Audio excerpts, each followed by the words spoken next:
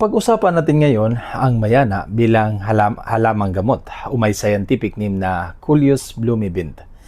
Ang mayana ay isang maliit lamang na halaman na karaniwang nakikitang tanim sa mga paso at bakuran. Pinakakilala ang halamang ito sa katangian ng mga dahon nito na may kakaibang kulay, berde sa paligid ng dahon, lila sa gitnang bahagi, at ang bulaklak ay kulay lila at tumutubong nakakumpol. Ang ibang uri ng halamang mayana ay maaring napapalibutan ng balahibo. Orihinal itong nagmula sa Java. Ano ang mga sustansyang at kimikal na maaring makuha sa mayana? Ang iba't ibang bahagi ng halamang mayana ay maaring makuhanan ng maraming uri ng kimikal at sustansya na maaring may benepisyo sa kalusugan. Ang mga dahon ng mayana ay makukuhanan ng alkaloids, saponin, flavonoids, tannins, volatile oil at quercetin. At anong bahagi ng halaman ang ginagamit bilang gamot at paano ginagamit ang mga ito?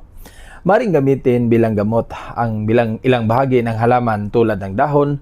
Ang dahon ng mayana ay karaniwang dinidikdik at pinangtapal sa ilang kondisyon sa katawan. Maaari din itong ilaga upang mainom o ipangpatak sa mata. Minsan ay tinatapat sa apoy ang dahon bago ipangtapal sa balat.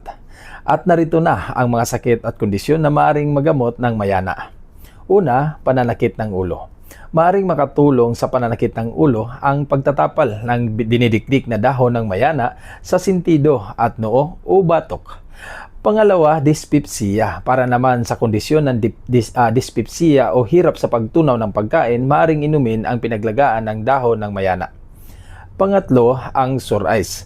Ang iritasyon sa mata dulot ng sore eyes ay maaring magamot sa pagpapatak ng pinaglagaan ng dahon ng mayana sa apektadong mata. Pang-apat, ang pilay. Ang pilay na nakuha mula sa naipit na ugat o spleen ay matutulungan din ng paglalagay ng dinikdik na dahon ng mayana sa bahagi ng katawan na apektado. Maaari itong lagyan ng binda upang manatiling balot sa dahon ng mayana. Panglima ay ang kabag. Makakatulong naman para maiwasan ang kabag sa tiyan ang pag-inom ng pinaglagaan ng dahon ng mayana. Ang pang-anim ay ang sugat. Upang matulungan naman na mapadali ang paghilom ng sugat, maaring patakan ng katas ng dahon ang nagdudurugong sugat.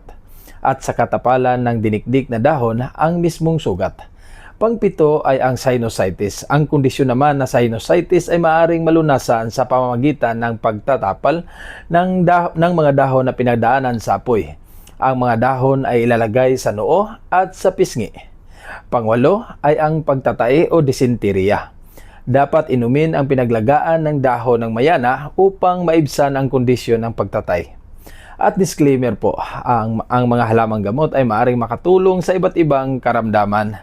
Subalit, marami dito ay wala pang sapat na pag-aaral at wala pang kasiguraduhan. At hanggang dito na lang po ang ating magandang usapan patungkol sa mayana. Sana may natutunan kayo. Mag-ingat po kayo palagi at alagaan natin ang ating katawan. Paalam.